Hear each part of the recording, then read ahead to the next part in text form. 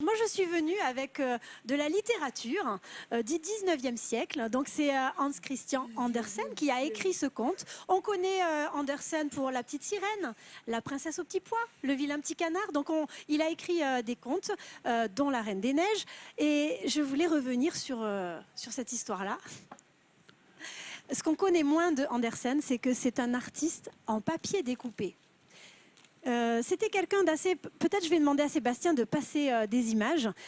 Andersen était quelqu'un de solitaire. Il vient d'un milieu très pauvre. Là, ce qu'on voit comme image, voilà. c'est vraiment fait en papier découpé. C'est-à-dire que sur une feuille de papier qu'on va plier en différents morceaux, voilà. On va juste faire du découpage comme on faisait. Tu nous expliqueras un petit atelier justement là-dessus. Exactement. Et après, quand on déplie, voilà les fameux trous en question. Voilà, alors on a plusieurs papiers découpés. En réalité, cette idée lui est venue pendant qu'il racontait les contes aux enfants. Son support à lui, sa façon de faire le relais avec l'imaginaire, c'était de leur montrer voilà, ce genre d'image où on voyait des personnages, où on devinait tout un monde imaginaire.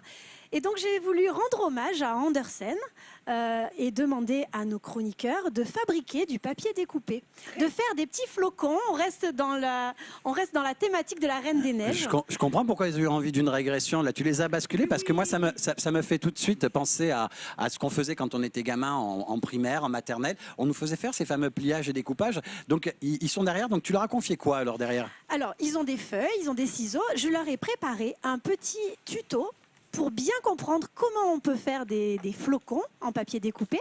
Donc on va lancer la vidéo. Vous allez bien être attentifs les enfants pour pouvoir réaliser ça tout seul ensuite. Pour réaliser un flocon de neige en papier découpé, on a juste besoin d'une feuille de papier et d'une paire de ciseaux.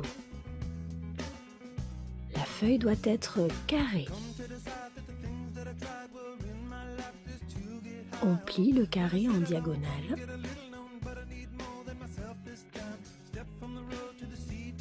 On fait des entailles. On déplie. Et voilà.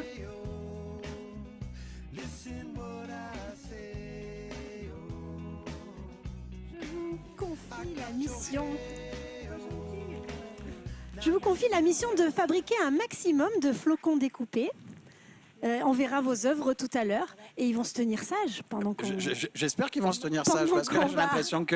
Voilà, tu leur as confié ça. Là, on va voir un peu... Là, alors, vous êtes parti sur quoi toi aussi, Antoine? J'ai l'impression que toi aussi, le jeu te plaît bien. Un flocon rose. J'ai trouvé du rose. Toi, tu as trouvé du rose, du orange à côté pour Cécile. Et puis les autres sont partis sur du basique. Là, je vois qu'il y a Thomas. Il a envie de bien faire. Là, je le sens. Thomas, là, il est parti en disant... Ça me passionne beaucoup, l'origami. Ah, ben je vois ça. Il a prévu de faire des choses pas bien du tout, ouais. Non, pas bien du tout. Ça manque un peu de champagne quand même par ici. Ça viendra, ne t'inquiète pas. Voilà. Il est quoi? Il est minuit et demi, c'est ça? Bah ouais, on a déjà offert les cadeaux. Champagne. Moi, je vais pas tarder à me coucher d'ailleurs. Bon, en tout cas, pour les enfants, c'est pas autorisé. Bon, on va revenir en plateau avec toi. Alors, Andersen, voilà, le fameux découpage. On va voir quelles œuvres vont pouvoir nous réaliser la petite équipe derrière. En tout cas, ils sont partis, là. Ils sont partis. Je vais pouvoir raconter la véritable histoire de la Reine des Neiges. En réalité, tout commence le jour où un sorcier a imaginé un miroir dans lequel tout ce qui se reflète à l'intérieur devient moche, négatif. On voit tout le côté négatif de la réalité. Alors ça l'amuse beaucoup parce que même des fleurs, on va voir tout ce qui ne va pas dans une fleur, tout ce qui ne va pas dans toutes les choses du quotidien. Et puis un jour, il s'amuse vraiment beaucoup avec tous ses amis, les petits démons. Il s'amuse beaucoup à jouer des tours aux hommes. Et puis un jour, le miroir tombe. Et des milliers de morceaux se répandent sur la planète. Et de la poussière aussi, de la poussière de ce miroir maléfique se répand partout. Et donc c'est là qu'interviennent les deux enfants qui sont les héros de cette histoire, qui s'appellent Kay pour le garçon, Gerda pour la jeune fille. Et c'est une histoire d'amitié dans laquelle, donc ce sont des voisins, ils vivent dans une ville, ce sont vraiment les meilleurs amis du monde. Et un jour, Kay reçoit une poussière de miroir maléfique dans son œil et dans son cœur. Et là, on les entend. J'y arrive pas du tout. J'arrive pas à t'écouter. Hein. Je vous assure, derrière, si vous pouvez faire un peu plus doucement là, parce que je n'entends que vous. Oh non, Sinon- les flocons, ils sont très bavards, je vous assure. Sinon, fallait nous mettre un DVD de la Reine des Neiges et puis on était tranquille. Hein. J'ai l'impression que vous êtes vraiment comme les gamins. Mais en plus, il faut être silencieux. Quoi. Regarde. Faites des gosses, faites des flocons. Des gosses et des flocons. Ouais, c'est ça. On arrête. Non, vous pouvez vous amuser, mais soyez un peu plus silencieux, sinon j'entends pas du tout ce que dit Béatrice. Voilà, donc c'était juste pour donner la grande différence entre la version qu'on connaît chez Disney et la version originale, qui est cette histoire des enfants, une amitié. Donc un petit garçon qui reçoit cette poussière de miroir maléfique. Et cette petite fille qui va essayer de le ramener à la réalité. Ce petit garçon, il y a une lecture que j'aimerais bien que notre fée nous lise, mais elle est complètement absorbée dans les flocons. Comment t'appelles-tu déjà sur le plateau? Moi, je suis la fée Kikine. Voilà, la fée Kiki. La fée Kiki va nous lire un extrait du texte original de Andersen. Les jeux de quai changèrent complètement. Est-ce que j'ai le droit de parler en même temps là ou pas? Parce que je suis peut-être Et voilà. autorisé, non? Et voilà. Ah là, il Ils faut vont se plus rien taire. comprendre. Alors, les jeux de quai changèrent complètement. Alors, pardon, Kay, c'est le petit garçon. À partir du moment où il a eu cette poussière de miroir maléfique, il va voir les choses complètement différemment. À toi. Et la petite fille s'appelle? La petite fille s'appelle Gerda. Ouais, pas du tout Elsa. Gerda. Et non, Eh Gerda. oui, ils nous embrouillent tout, Walt Disney. Alors, les jeux de quai changèrent complètement. Ils devinrent beaucoup plus réfléchis. Un jour d'hiver, comme la neige tourbillonnait au dehors, il apporta une grande loupe, étala sa veste bleue et laissa la neige tomber dessus.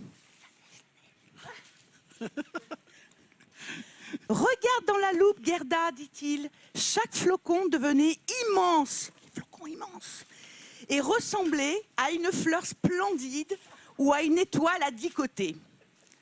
Comme c'est curieux, bien plus intéressant qu'une véritable fleur. Ici, il n'y a aucun défaut. Ce seraient des fleurs parfaites si elles ne fondaient pas. Oh, c'est joli. Voilà. Alors, si vous avez réussi à vous concentrer sur le texte, en fait, on s'aperçoit que ce petit garçon finit par préférer le flocon de neige à la fleur. Parce que le flocon de neige est parfait, la symétrie est absolument irréprochable. Et la fleur, elle a quelquefois des petits défauts, et puis elle est vivante, et puis elle meurt. Alors que bon, le flocon fond, mais dans l'esprit du petit Kay, le flocon est parfait. Et symboliquement, Andersen a voulu rapprocher la perfection de la mort, de ce qui est figé, de ce qui ne bouge plus. Et c'est là que va intervenir la Reine des Neiges, qui n'est pas du tout la petite fille, mais c'est une fée, la fée de tout ce qui est figé, immobile.